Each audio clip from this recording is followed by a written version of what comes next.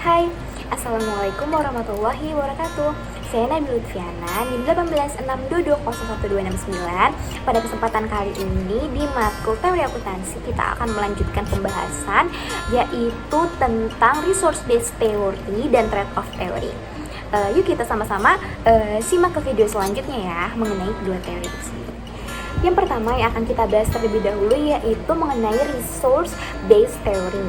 Nah, resource based theory atau RBT ini merupakan suatu teori yang membahas mengenai sumber daya yang dimiliki oleh suatu perusahaan dan bagaimana perusahaan tersebut mengelola dan memanfaatkan sumber daya yang dimilikinya dengan baik, yaitu menurut Buntis et al. Tahun 2000. Nah, kalau misalkan menurut Ria Hibelkoi tahun 2003, resource based theory atau RBT ini adalah teori yang membahas sumber daya perusahaan dan bagaimana perusahaan dapat mengelola dan memanfaatkan sumber daya tersebut dan dapat menciptakan nilai untuk bersaing dengan kompetitor lain. Dan RBT ini berpandangan bahwa perusahaan akan mendapatkan keunggulan yang kompetitif dan kinerja yang optimal dengan mengakuisisi, menggabungkan, dan menggunakan aset-aset vital untuk memperoleh keunggulan atau memperoleh keuntungan yang sebesar-besarnya dan dengan kinerja yang optimal. Menurut Kuryanto tahun 2008, keunggulan kompetitif yang dapat diciptakan oleh perusahaan yaitu jika perusahaan tersebut dapat mengelola sumber dayanya dengan baik. Nah, sumber daya di sini itu dapat berupa intellectual capital yang terdiri dari ada human capital, ada structural capital, dan ada customer capital. Nah, keunggulan kompetitif ini akan tercipta apabila intellectual capitalnya itu dapat dikelola dengan baik sehingga nantinya dapat menciptakan value added yang berguna bagi perusahaan itu sendiri. Nah, setelah itu dapat juga berpengaruh bagi kinerja perusahaan. Dan di sini ada beberapa kriteria yang mampu untuk mencapai keunggulan kompetitif, yaitu menurut Barney and Clark tahun 2007. Di antaranya itu yang pertama ada sumber daya harus bisa menambah nilai positif bagi perusahaan. Yang kedua yaitu ada sumber daya harus sulit untuk ditiru oleh pesaingnya. Yang ketiga itu ada sumber daya harus bersifat unik di antara sumber daya yang lainnya. Lalu yang terakhir ada sumber daya tidak dapat digantikan dengan pesaing lainnya.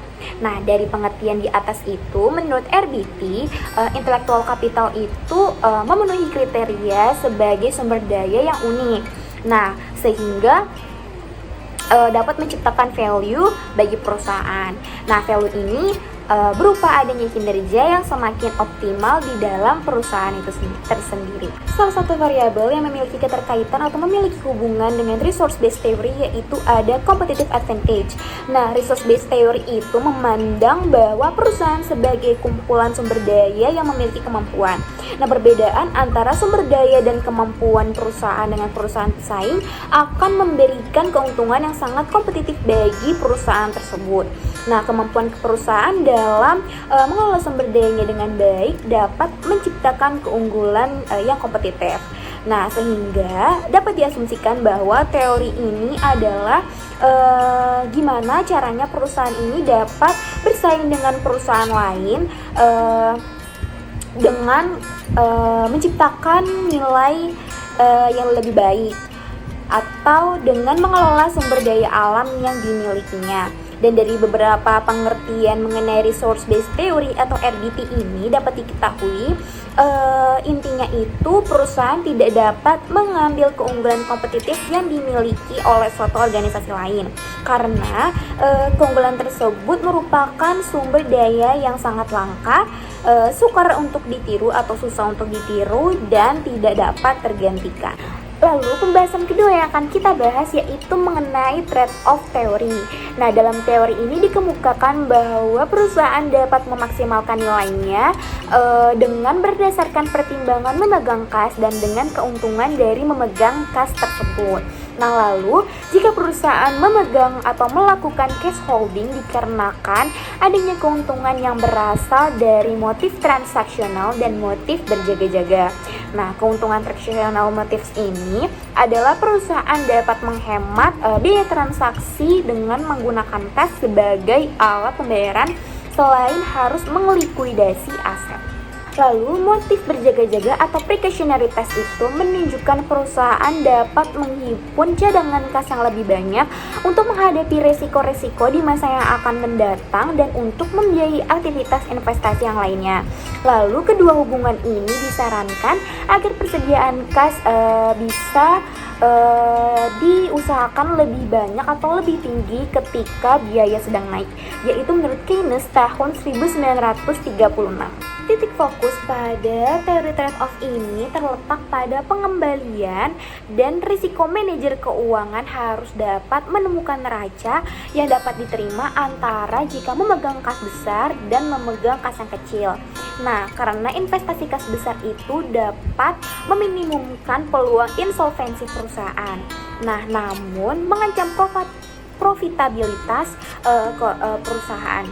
Investasi kas yang kecil akan membebaskan kelebihan saldo untuk diinvestasikan ke dalam sekuritas yang biasa diperdagangkan dan aktiva yang umurnya itu lebih panjang. Nah, kegiatan ini juga dapat menciptakan atau memperkuat profitabilitas dan nilai saham biasa perusahaan, namun meningkatkan peluang terjadinya kekurangan kas, yaitu menurut Keown, Martin, Petty, dan Scott tahun 2000. Teori ini juga berpendapat bahwa tingkat kas holding yang lebih optimal dapat dipertimbangkan dengan biaya peluang atau opportunity cost yang muncul akibat dari menahan kas serta manfaat yang diperoleh dari kegiatan yang dilakukan oleh perusahaan tersebut.